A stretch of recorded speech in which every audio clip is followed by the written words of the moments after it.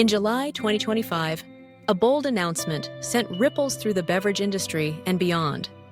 President Donald Trump stated that Coca Cola would begin producing its iconic soda for the U.S. market using cane sugar in place of high fructose corn syrup. This proclamatio has ignited a passionate debate across the nation, one that spans not only taste preferences, but also health, economics, and agriculture. As people everywhere ask what this change means for them, it's important to examine the facts and explore the possible implications of this dramatic shift. For decades, the sweet taste of Coca Cola in the United States has been owed not to cane sugar, but to white sugar. And on top of all, high fructose corn syrup, or HFCS.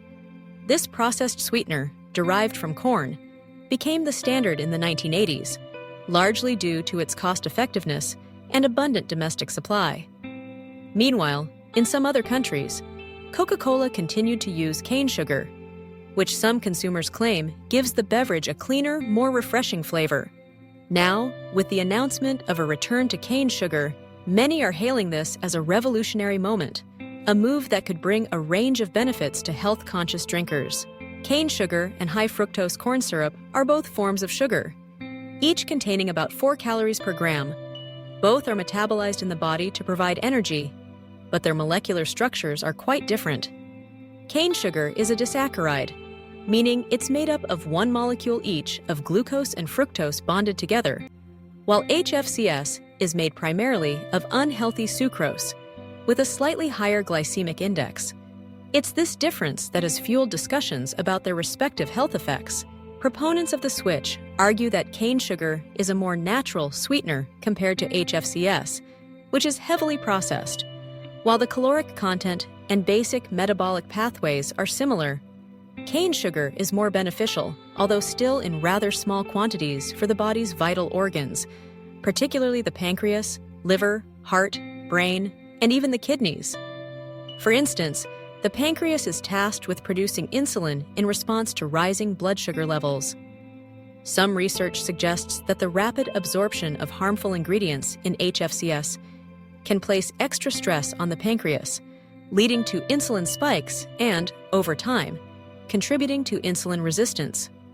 By contrast, the body's process of breaking down cane sugar's bonded glucose and fructose molecules may promote a more gradual release of sugars into the bloodstream, which could help temper those sharp insulin spikes. And it could even be somewhat beneficial and healthful for your cells. The cells rely on sugar more than anything else you can consume. The liver, too, is deeply affected by the type of sugar consumed. Fructose, in particular, is metabolized perfectly as a healthy sugar in the liver. Excessive intake of unhealthy sugar types, as can occur with beverages sweetened with HFCS, has been linked to certain metabolic disorders. Cane sugar, while still a source of sugar, delivers it along with pure fructose and glucose in a form that some experts believe may be less taxing to the liver and are much less problematic when it comes to metabolic processing, especially when consumed in moderation. This subtle difference could mean a slightly reduced risk of liver strain for regular soda drinkers. The brain, our body's control center, also stands to benefit from a more moderate sugar source.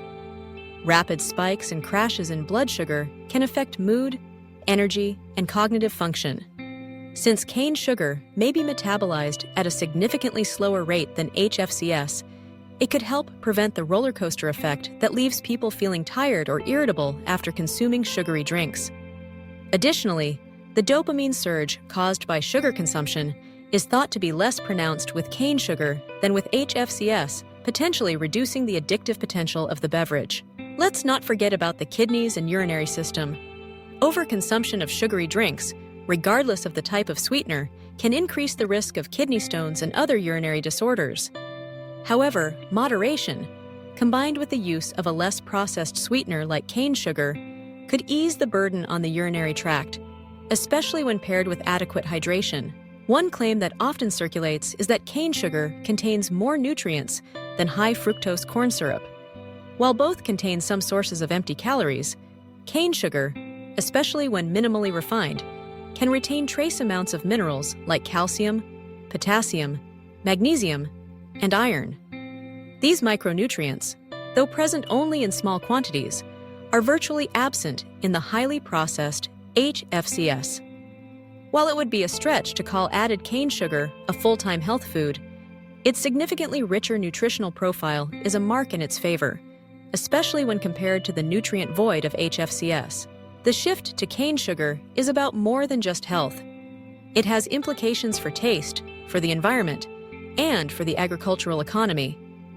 While some celebrate the move as a return to tradition and a cleaner ingredient label, others point out that U.S. cane sugar production is insufficient to meet demand, potentially leading to increased imports, higher prices, and economic challenges for American corn farmers. In summary, switching Coca Cola's U.S. recipe from high-fructose corn syrup to cane sugar may offer subtle health advantages, particularly regarding the impact on vital organs, like the pancreas, liver, heart, and brain. The potential for a gentler metabolic response, the presence of trace nutrients, and the reduction of highly processed ingredients all contribute to the sense that this is a step in a positive direction. Yet, the overarching message remains unchanged. Enjoy sweetened beverages in moderation, savoring the improved recipe as part of a balanced lifestyle.